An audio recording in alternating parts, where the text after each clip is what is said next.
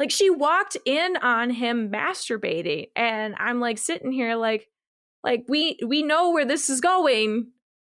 Why is this okay? This is a problem. I don't like this. Stop.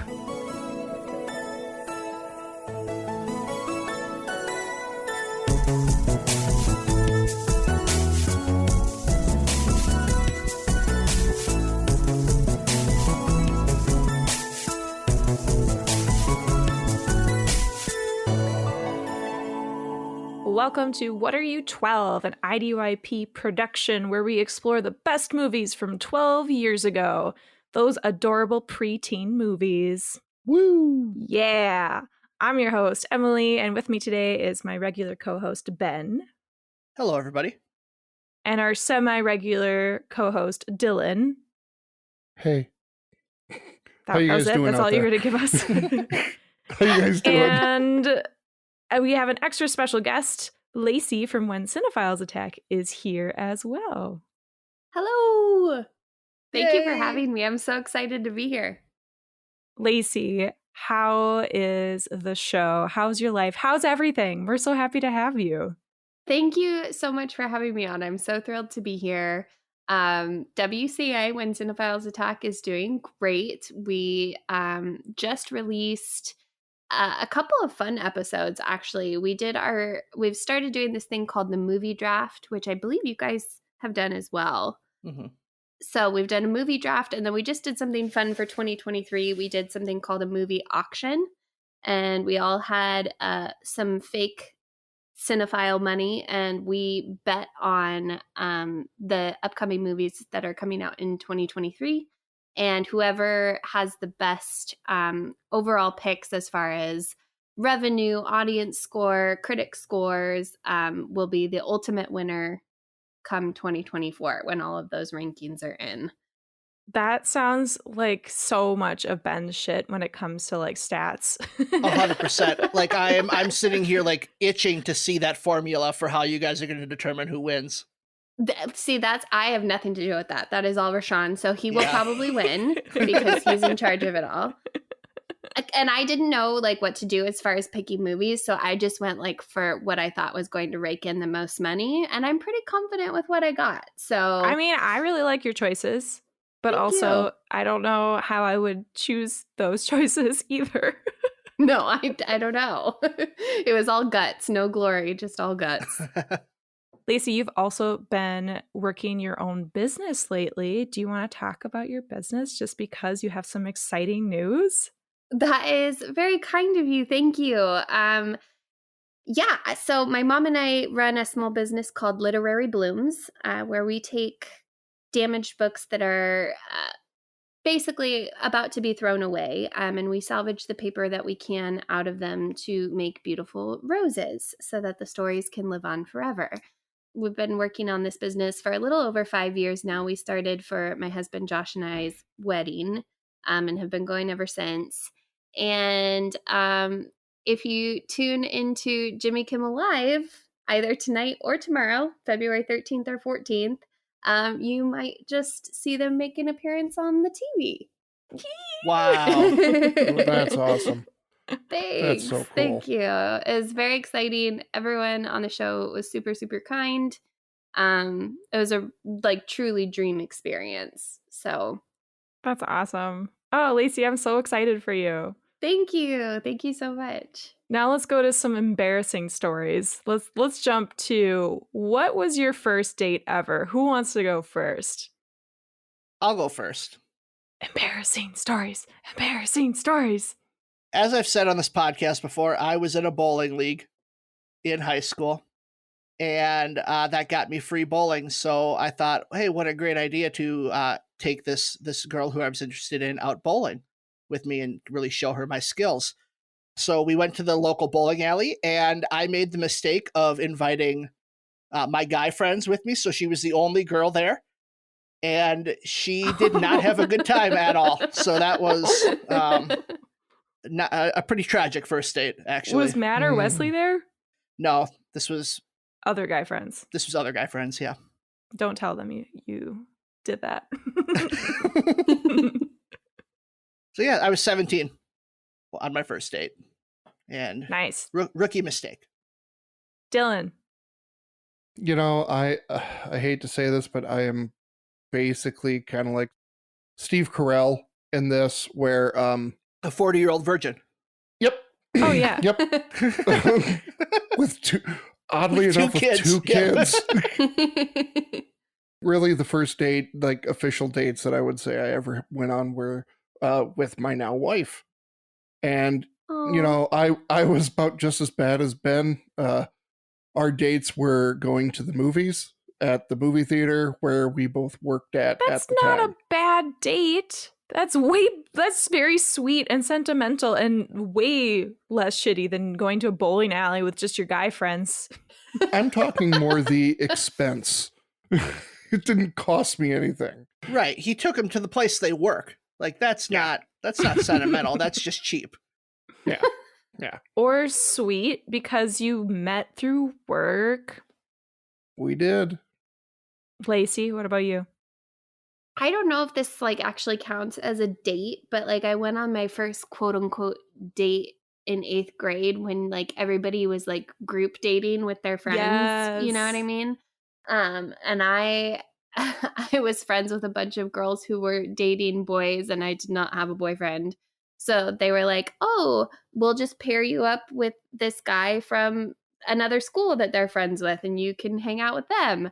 So we went on a group date to see 50 First Dates in the movie Oh my theater. God. Mm. And I was petrified, like sweaty palms, like so uncomfortable. This was before I knew I was bisexual and like didn't really like boys, but I didn't know why. And boys made me really, really scared. And I had one set of friends on one side of us, the other set of friends was on the other side of us. And me and this guy were in the middle. And the entire movie, both groups were just full on 13-year-old making out with each other. And me and the guy are just sitting there in the middle. And it was awful. It was terrible.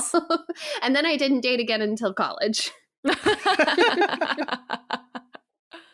Lacy, I have some empathy for you on that because my first date was in 9th grade. I was 15.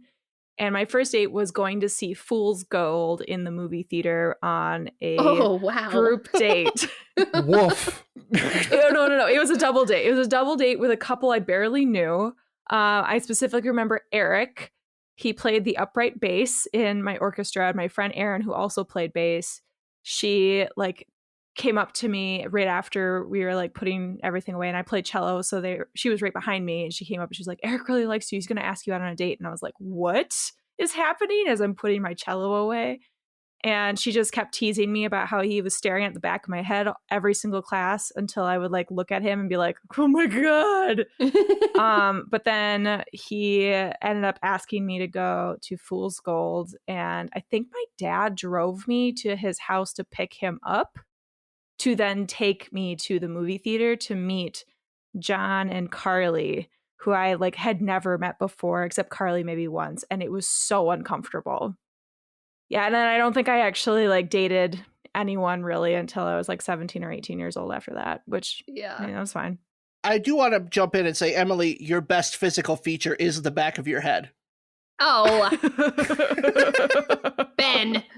Fuck up. Well, Cal took Emily mini golfing in this movie for their first date. So, figured we could try to stay on theme-ish. But Lacy, before we even talk about this movie, though, I have to know, what have you been watching lately? Oh my God, so many things. To name a few, if you haven't seen Matilda on Netflix, you have to go watch. You haven't, Emily? Okay, go watch Matilda on Netflix. It is so beautifully done. I personally think it's the best movie musical adaptation that has come out since Hairspray. Oh, wow.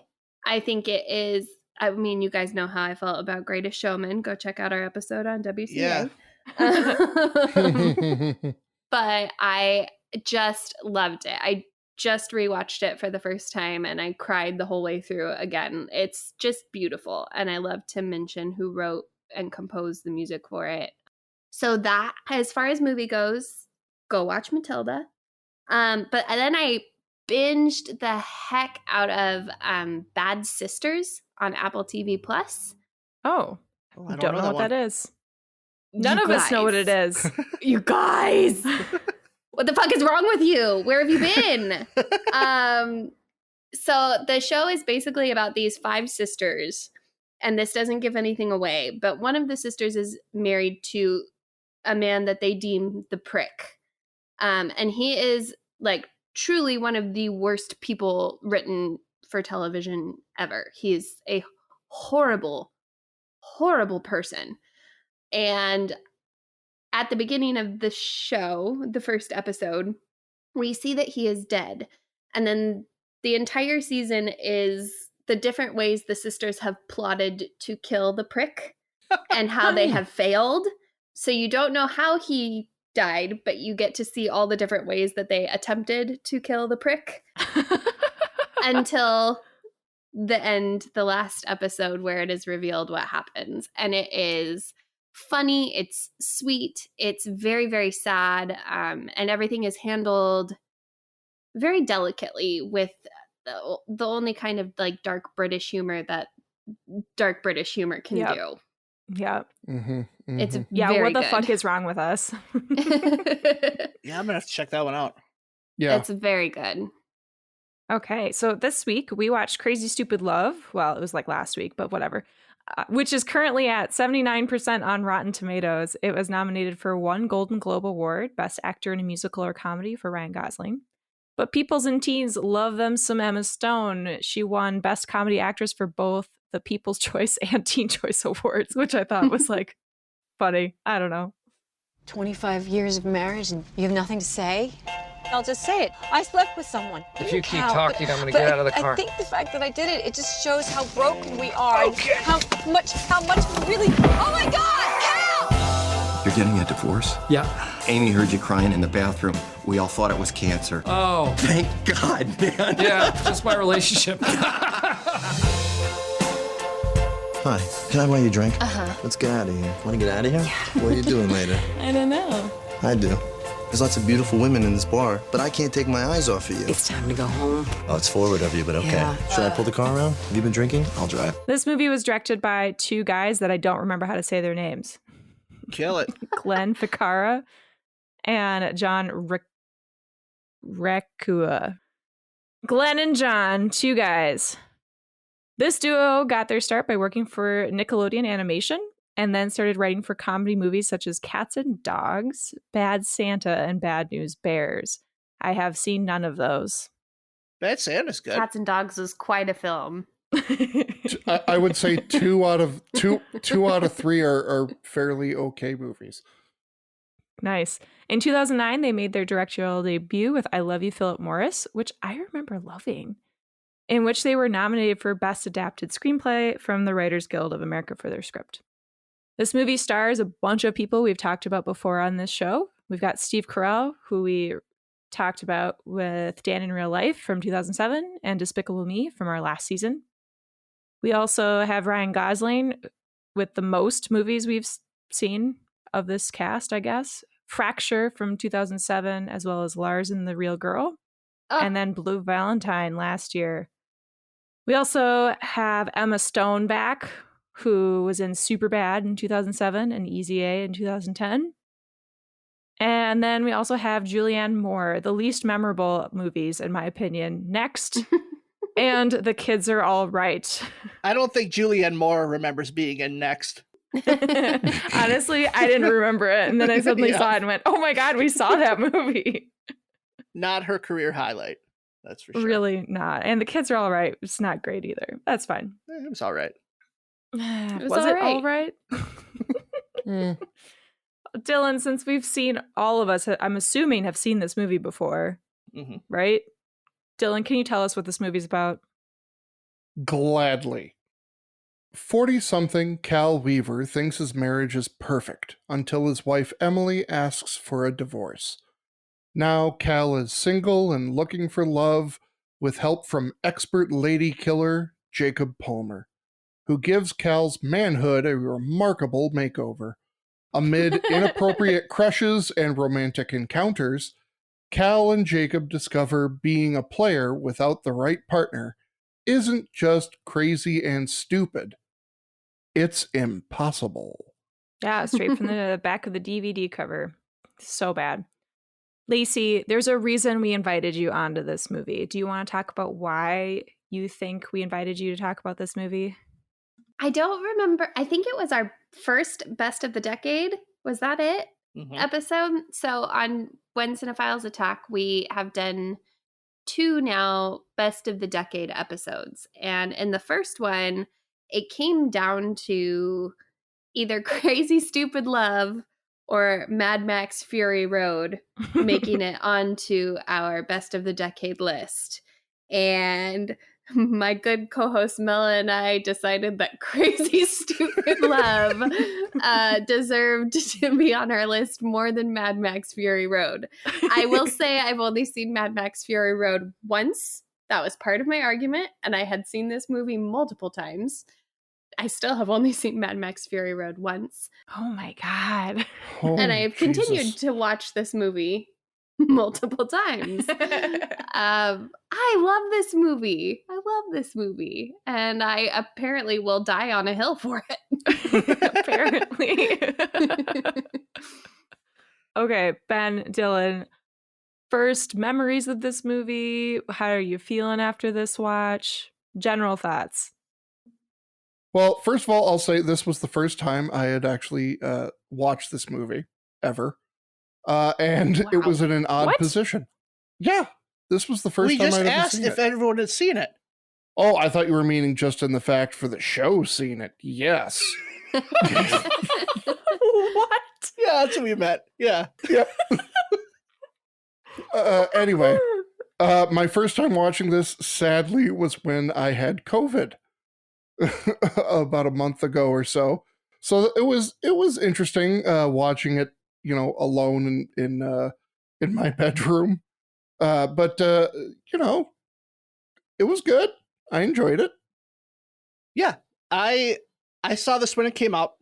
I remembered really liking it, and the thing I remembered most is the twist, and that's because you don't usually get twists like this that show up in this type of genre of movie. Like, you don't go into a romantic comedy expecting the rug to get pulled out from under you. So when it happens in this movie, it was this thing where it's like, oh my God, I can't believe they were able to do this. How did I not know or see this coming? So the twist was the thing that really was stuck in my brain, and you kind of watch the movie a little differently knowing a twist, and that was the case with this watch for me. So this is a question that has been in my head since watching this again. Is this movie still good if you know the twist? I think so. Why? I think it has a lot to do with the writing. I think all of the characters are very well fleshed out and very well established. And even if you don't like them all of the time, you love all of the main characters that the story is about. So even if when you know that the twist is coming, you don't care because you just love watching these people fall in and out of love. Yeah, I agree with that, Lacy. I do think that this movie still holds up even if you know the twist. It's not one of those twists that maybe has the pieces that you can kind of piece back together. Like when you watch The Prestige, you go back and watch it knowing the twist and you're like, oh yeah, I can see how this is a hint at that. There's not so much of that in this movie where it's like it makes it a new watch entirely. But this movie is also not a one-hit wonder in that it is more than the twist. There is a lot of really fun relationships within it that are being established and really great comedic moments between Emma Stone and Ryan Gosling or Steve Carell and Ryan Gosling. So if this movie was just the twist, you could probably say, no, it doesn't hold up. But that's not the case with this. I have a memory of watching this movie and just general conversation. And I don't know, I was in high school or college or whenever it came out. I distinctly remember people talking about how this kind of elevated comedy, they did something different. They did something creative in terms of comedy. And I'm kind of looking back on it. And I guess now that I've seen a lot more movies, maybe I can see for the time that it stuck out, but maybe that's just, again, my feelings on the twist being like the thing that was most memorable to me, similar to what Ben said.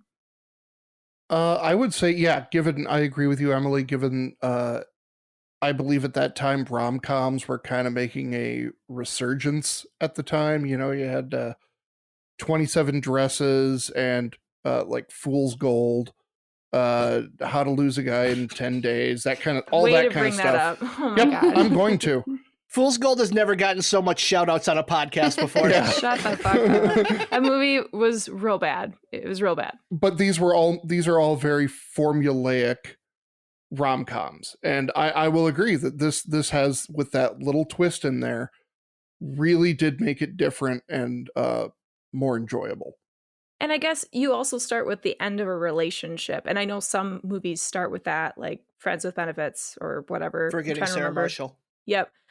Like some of them do, but this is like a truly established marriage, which I think it had a lot more weight. There are kids involved, and there's just a lot more layers to that. It's like onions. I think also, like, most rom-coms are marketed for women, and this one was very much marketed with men in mind, I think, with having Steve Carell on the poster, and it brought in a different audience than it would have, I think. And the other great thing I think this movie does is the generational chapters of love. Like you brought up, Emily, we have a marriage at the end of their relationship. We have, you know, love between Ryan and Emma in that, you know, early 20s chapter of your life. And then we have young love with both. I just always want to call her Annalie because that's who she was on America's Next Top Model. But we have the babysitter and being in love with Cal. And then we have Cal's son being in love with the babysitter. Like, there's something really for anybody at any stage in their lives in this movie.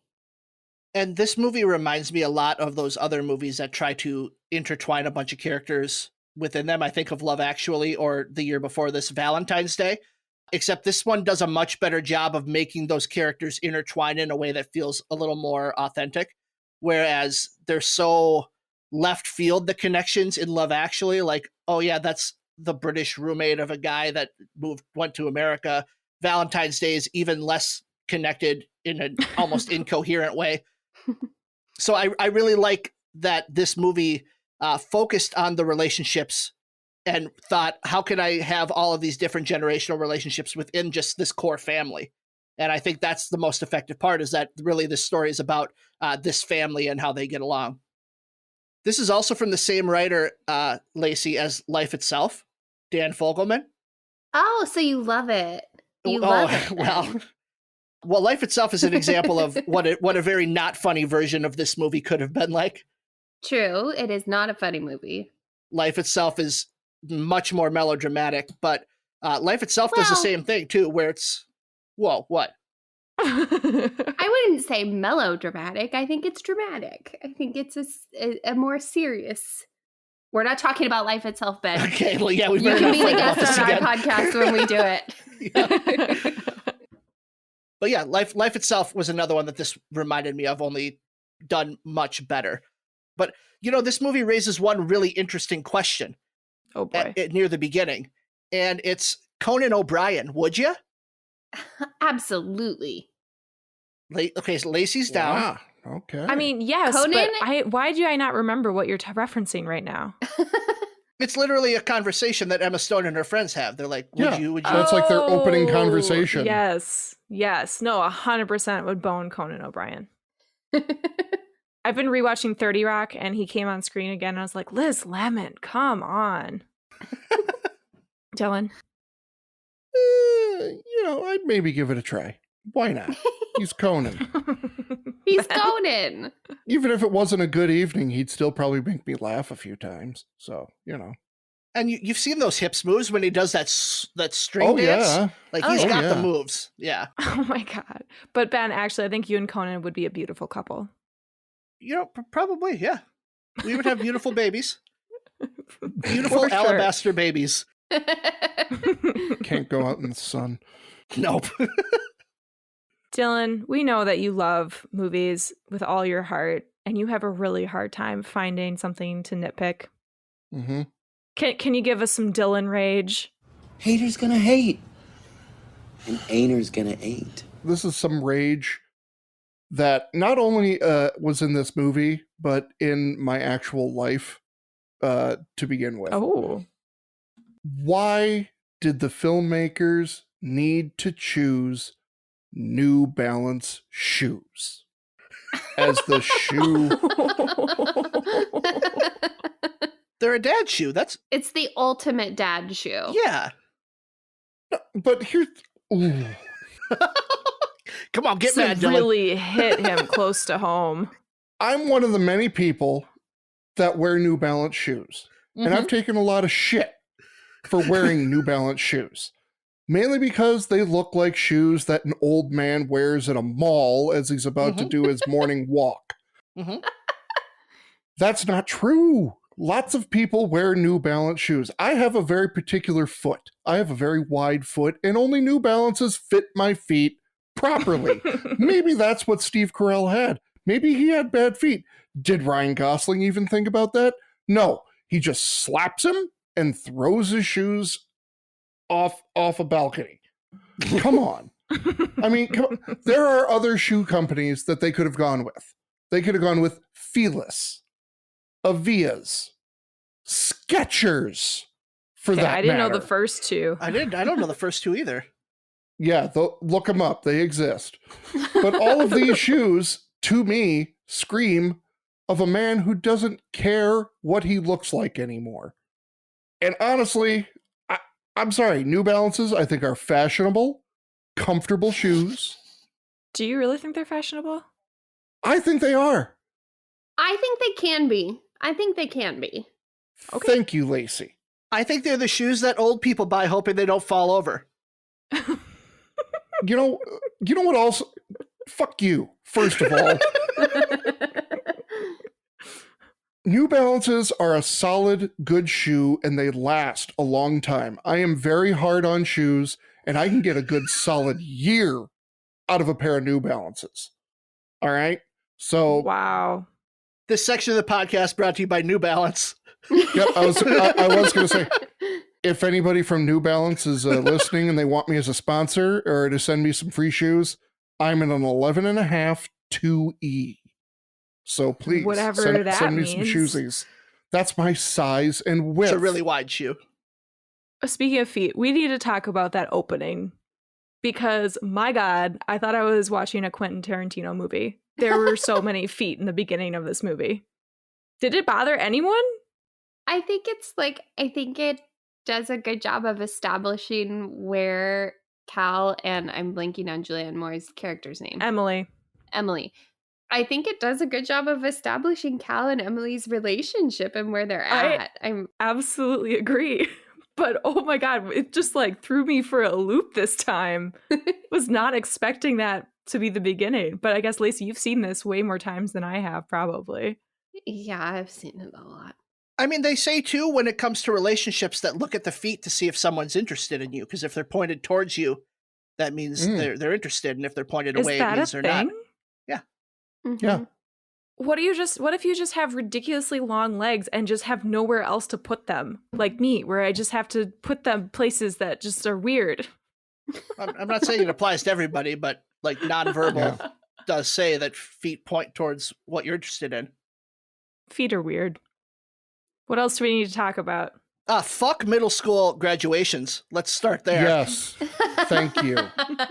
Fuck that noise. We need to stop celebrating these tiny milestones of children and toughen them up a little bit. Also, who approved that kid's graduation speech? You don't just give an eighth grade kid a hot mic and just expect them to stay on topic or do what they're supposed to do. Awful. Especially not one who was sent home from school for cursing in the middle of class. Yes. Right? Did any of you have some sort of graduation that was not like senior graduation? I had a preschool graduation. I remember that. Preschool's different. I would agree there, yes. Preschool? He was very adamant about that for a second. I don't know. I think I am of the I don't know how it is in Minnesota. I know how it was for my husband, but he was from a very, very small town in Minnesota. For me in Oregon, it was K through 5, and then 6th through 8th, and then 9th through 12th. Same. Mm-hmm. So I feel like if you're changing buildings, if you're moving into a different population of students, I think you deserve a little ceremony. I think that's the sentimentality. I think it's sweet. We can celebrate, like when I graduated 8th grade, quote unquote graduated, we all went to Valley Fair as an 8th grade class. Like that was our celebration. Oh, We that's don't need cool. to have a ceremony where parents are there and we're giving speeches like it's an actual graduation. You didn't really achieve anything. You're just moving on to the next phase. I missed Yeah. the last day of 8th grade because my grandpa died and I had to go to his funeral. Oh, I just Well. remembered that. It was like riding a roller coaster of emotion. Wow, I like literally forgot about that. and the air has been sucked out of the room. Yeah. It's okay. It was my racist grandfather anyway, so it's fine. Okay. Seriously, though, when I started dating my husband, 100% talked to my sisters about good thing grandpa's dead. Anyway, moving on. Speaking of that terrible graduation speech, I just think we need to talk about the ending in general. Yes. Because I Yeah. felt like this movie had so much going for it. I was really invested in the characters, like you said, Lacy. Like, I liked almost everything about the characters. And it's because they were really fleshed out and written well and had their own motives, and they were very clear, and you could see how they struggled with their problems. And I really liked that.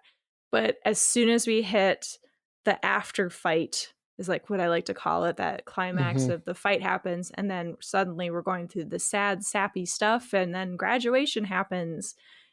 The kid's speech sucks. We end this like slow-mo ending with just like some casual conversations where everyone's just fine again. And I'm just going to throw it out there, using the song Blood by the Middle East, which is one of my favorite songs, like from my like 2009, 2010 era of being in high school. Like I was like, what is this? This is very weird right now. And then Jessica and Robbie, she's just giving him a bunch of nudes. Like anyone else just grow up. There's a big no. Mhm. I mean, there are 3 teachers / former teachers on here. Like, oh my God. It's like, what is happening right now? It's not just that, but she had the pictures in her purse. Like, even if we're supposed to accept that this speech that the kid gave about never giving up is going to be the thing that turns her to offer this gross olive branch to him, she had the pictures in her photo, like in her purse the entire time. Did she go there planning to give them to him? Was she just No, she waiting was for the gonna next guy? sneak them into Cal's pocket. Yeah, okay. I mean, I'll accept that. That's Here's your graduation present. But Cal- still, Cal's like son, all of the Cal, Robbie, Jessica stuff, I just Icky. like she walked in on him masturbating, and That's I'm the like first sitting here thing we like see. like we know where this is going. Why is this okay? This is a problem. I don't like this. Stop.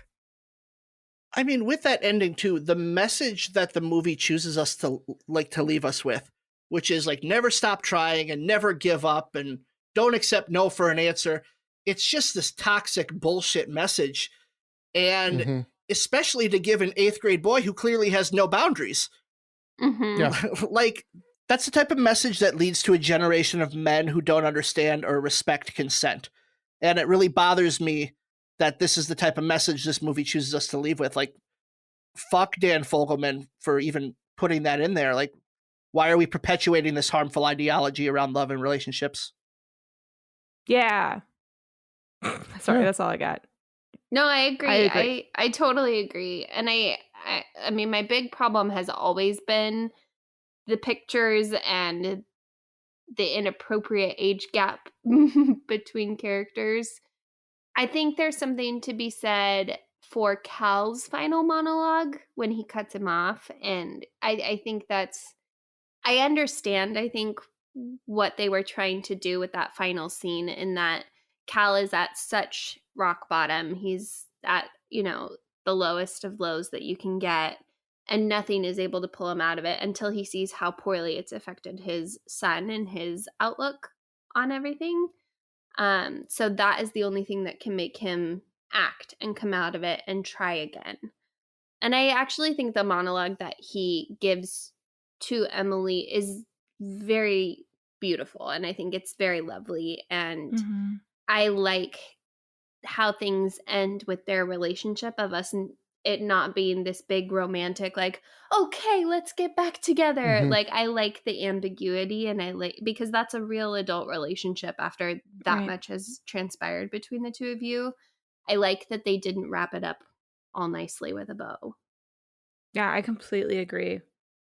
I would agree with that. And I was going to say about the ending, I always kind of feel in the rom-com genre, there's always kind of that final speech that the person gives, and then they magically fall back in love with each other. And I like that they didn't go to that place, because when that scene first started, I was like, oh, okay, here we go. Now we're back on the regular rom-com train. This is okay. And then when it did that, I was like, okay, that's better. That's good. More realistic. I do want to compliment this movie, because I feel like I've kind of shit on this movie a lot. So we need to talk about what is great about this movie, for sure. I absolutely love some of the jokes that happen. For example, there's the joke at the expense of Twilight, which I think is hilarious. Yeah. I think Julianne Moore does an exceptional job selling that. So funny. I love it could have been Cancer Buddy scene in The Office, where everyone's like, oh, he's just getting a divorce. That one made me laugh. And then that fight scene where there's just all hell is breaking loose, and there's all these accusations and things are just exploding. It's so fucking funny to me. And then, of course, you get what's his face, the guy that Julianne Moore fucked, Kevin Bacon. I can't remember his name, even though it's in there like David 100 Lindhagen. times. It's said 19 times. So many times. But what other great things are there in this movie? Emma Stone and Ryan Gosling's relationship. That scene where they're at his house and you see the romance blooming between them. Those two just have such clear chemistry, and you can totally understand why Damien Chazelle then went and cast them in La La Land, like, because they are that good together, and you buy into their relationship very quickly. I mean, I said it earlier. I just think the writing is so well done, especially in the first 3/4 of the movie before the big twist. It leads you everywhere but to guess that that's where we're going to end up, in their backyard, where everyone ends up in their backyard. I just think the writing is, at least for the first 3/4 of it, is just superb. Yeah, speaking of the first 3/4, I did want to also talk about the pacing of this movie, because I think I really wanted this movie to have a better split between Cal and Hannah's storylines, because I feel like we can call them both like our main characters. Like, Jacob kind of has his own thing, but it's really Hannah is more important when she's on her own. And then there's Cal, who is really our primary protagonist. But I feel like I wanted more from Hannah, and I felt like Cal's storyline, it's not that it took over, I just wanted more from Hannah's storyline, if that makes sense. I know Steve Carell was actually really upset that they decided to call this movie Crazy Stupid Love. The original title of this movie was The Wingman. So the title originally kind of framed it as, this is about Ryan Gosling and Steve Carell more than this intertwining relationships thing. Okay. I think that might be why you feel a little bit more pushed towards Steve Carell being the bulk of the story than Hannah. That's so interesting. I didn't know that. I will agree. I don't like the title. The Wingman sounds like a much... I'm sorry, I don't like the title. I think that's what honestly turned me off from actually watching the movie, was like, this just doesn't sound good to me. I like the title. And I would, so that's so funny because I wouldn't have turned on the wingman, probably. Right. But I would have absolutely turned on. I did turn on Crazy Stupid Love. I'm with you, Lacy. Let's roll credits. Dylan, you were a popcorn sweep for many, many years. Rate these credits.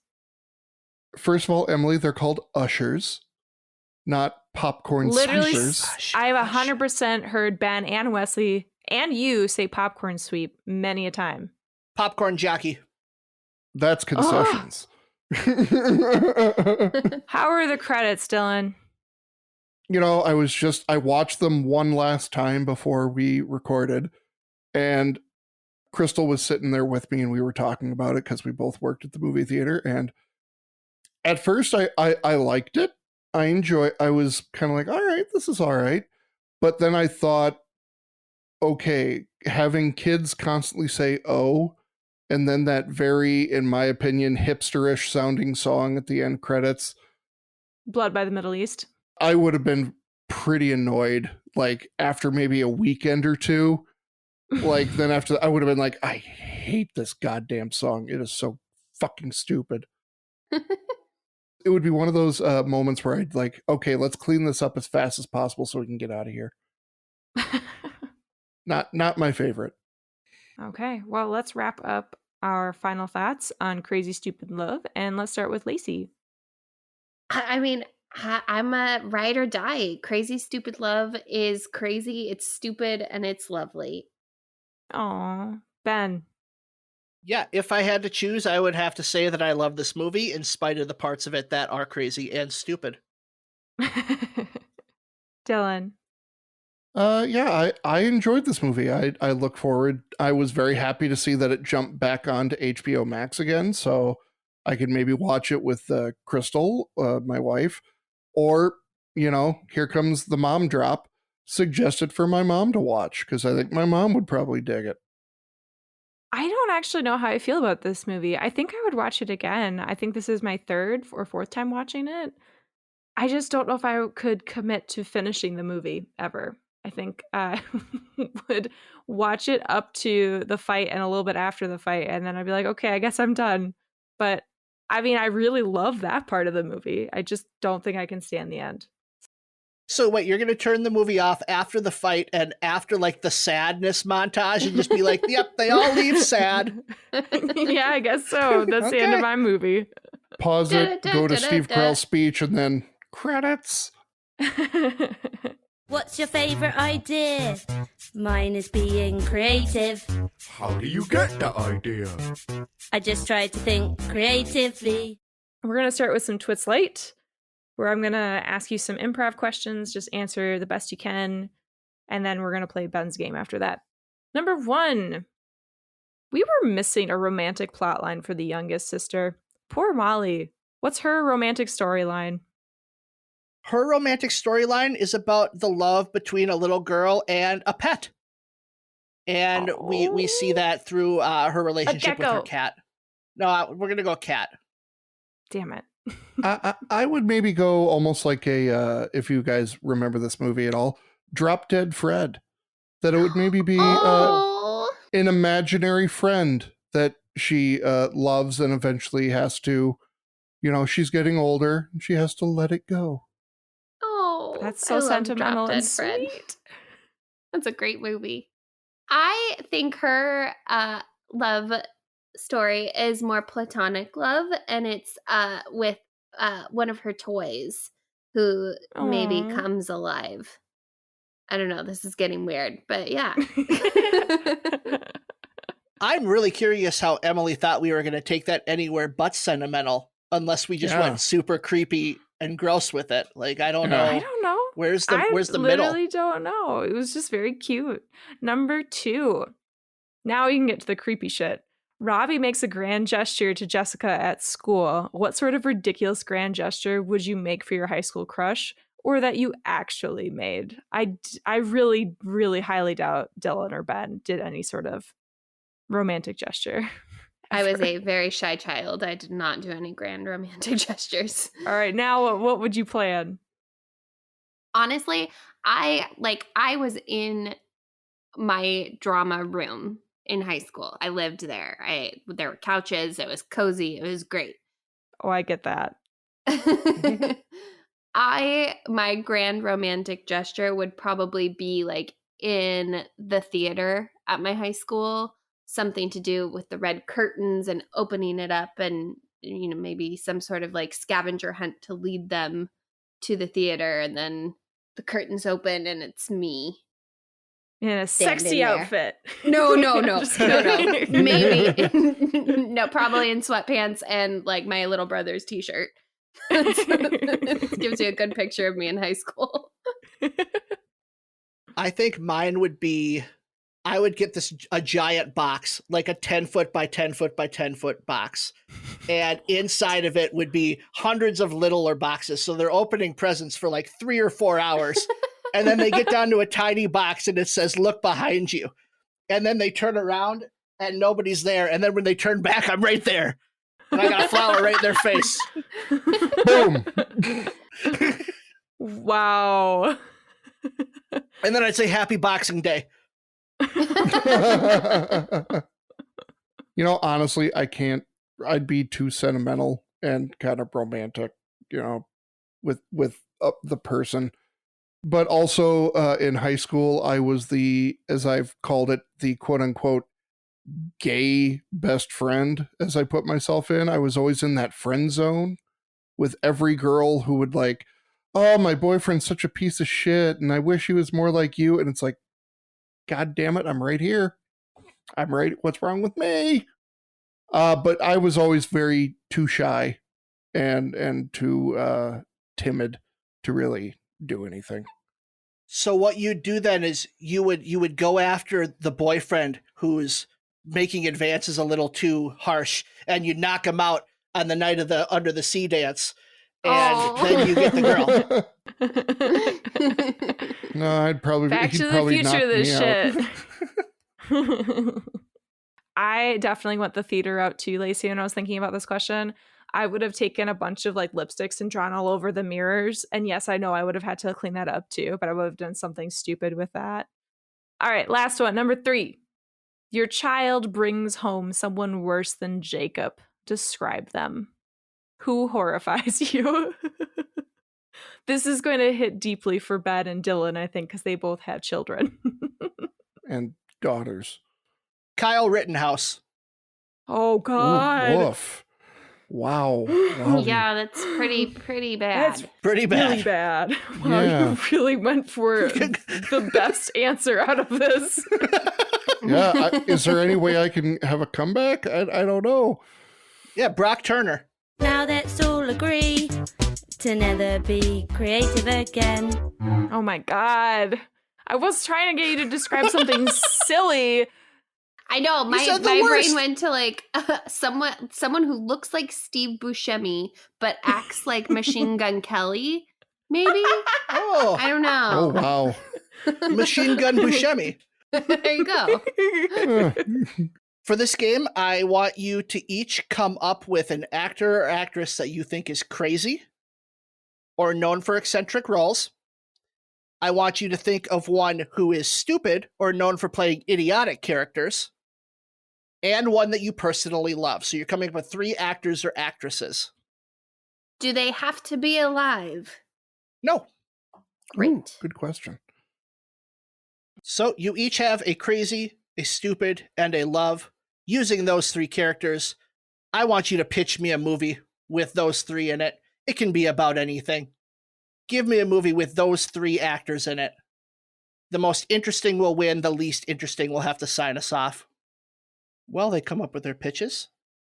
Thank you for everyone for listening. Please like, rate, subscribe, share us with a friend or 2. You can follow us on social media at IDYP_podcast on Twitter and Instagram, or you can email us at idrinkyourpodcast@gmail.com. Okay, you can either start your pitch by just listing the actors, or you can tie the actors into your pitch as you introduce characters, whatever you want to do.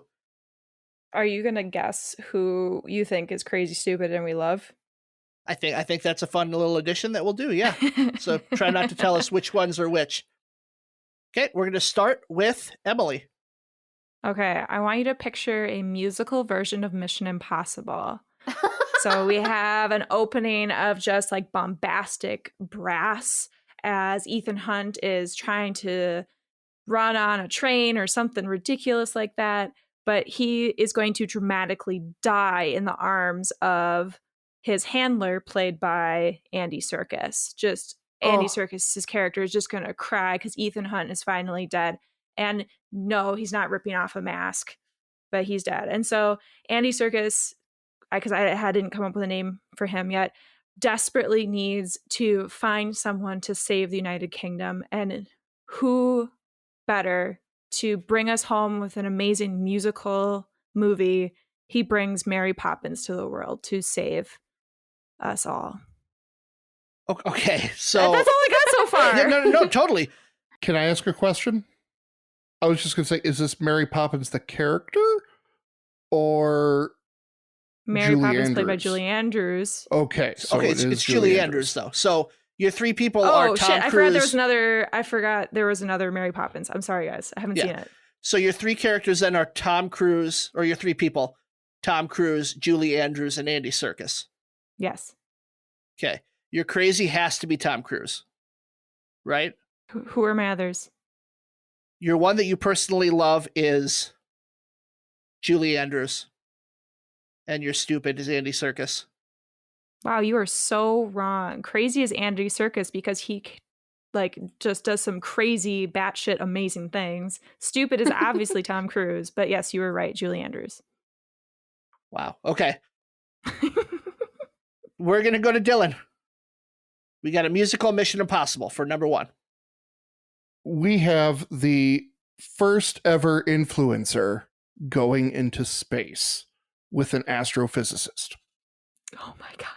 Gene Wilder is our physicist who is, let's compare him to like what is his, oh God, Neil deGrasse Tyson.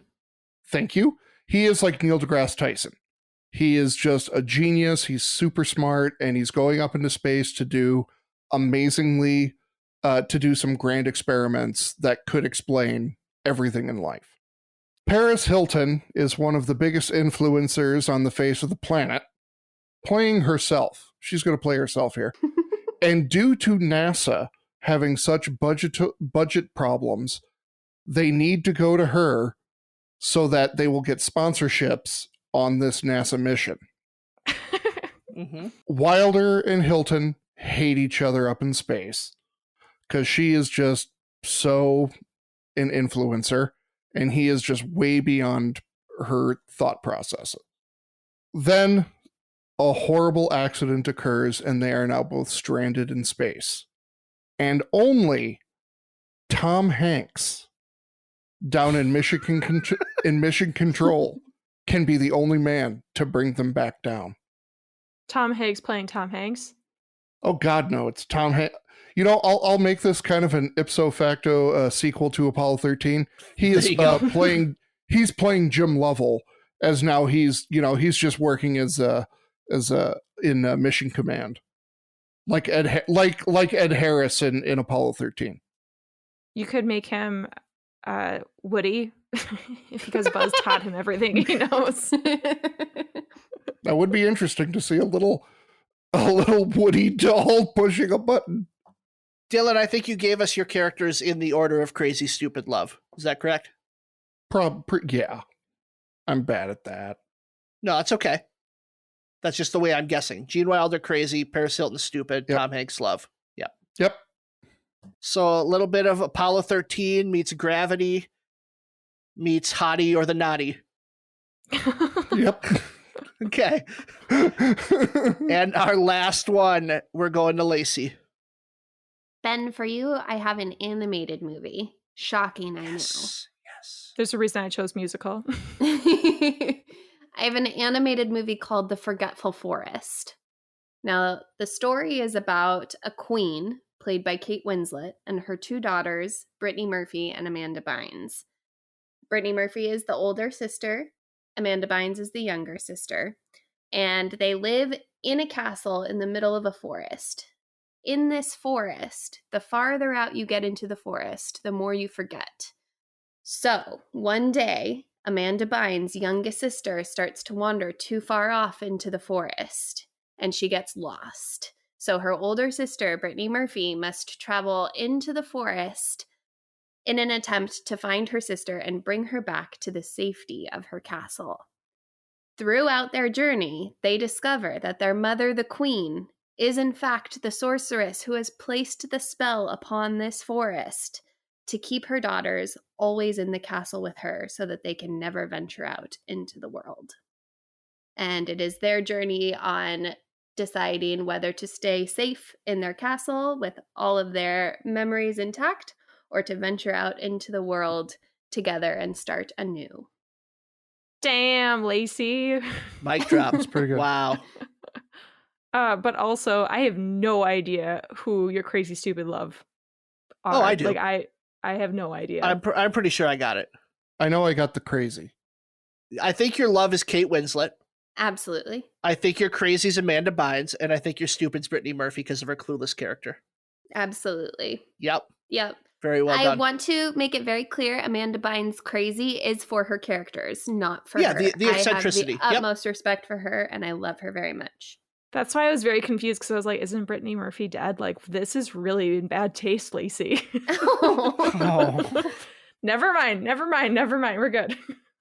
Okay, so we have Mission Impossible musical, we have Apollo 13 sequel, and we have The Forgotten Forest. I think the winner is going to be Lacy. That's definitely a movie I want to see. Tough second one. Who's going to take second place? I'm going to let Lacy pick. Lacy. I mean, no offense, Dylan, but if Julie Andrews is on the table, I always have to choose Julie Andrews. Yeah. God damn it. I saw your face when I said Gene Wilder, and I thought, I got this. I do love Gene Wilder. I do very much. Honestly, the addition of Paris Hilton, like, I just don't want to see anything with her in it. Like, that's a deal breaker. I also know that what the punishment is, and I kind of want to hear you say it, Dylan. So. Lacy, thank you again so much for being here. We always love having our When Cinephiles Attack family on our episodes. We love you all so much. Thank you so much for having me. It's always a blast. Thank you. And I'm sure that I might be able to remember your handle for Instagram and such. Is it at Cinephiles Attack? Just Cinephile. Just Cinephile Attack. Yep. Cool. You all should follow them and listen to them and all that stuff. Yes. Please. And Literary Blooms, right? Yeah, that's my company. Cool. Dylan, you lost. End the episode, please, by saying Ben has gorgeous photoshopped abs in your most Emma Stone impression. I don't know how really else she would say it, really. But And say how you would say it to Ben. Say it how you do say it to Ben. God damn it, Ben. You have got the most gorgeous photoshopped abs. Yeah, Wesley. Wesley did it for me. Wesley did the photoshopping. Thanks, everyone. We'll see you next time. Bye. Bye. Bye, everybody.